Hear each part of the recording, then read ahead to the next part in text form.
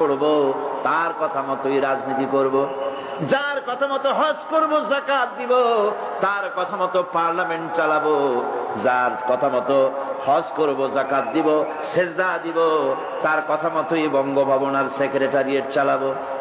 যাকে মানি, যে আল্লাহরে সেজদা করি সারা জীবন, যে রসুলকে মানি আমার নেতা হিসাবে, রসুল হিসাবে, সে আল্লাহ এবং রসুলের হুকুম অনুযায়ী আমার কোর্ট কাছারি আদালত শিক্ষাঙ্গন চালাবো।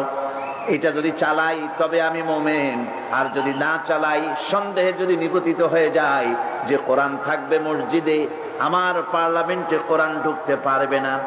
কোরআন পার্লামেন্ট শুরু হওয়ার সময় একবার তেলাওয়াত হবে, কিন্তু তা আমল করা হবে না।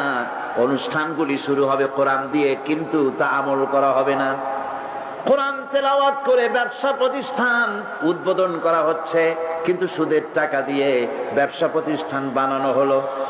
বিবাহ পড়ানো হচ্ছে কোরআনের আয়াত দিয়ে, কিন্তু যৌতুক গ্রহণ করা হারাম, সেই যৌতুক দিয়ে বিয়ে উদ্বোধন করা হলো।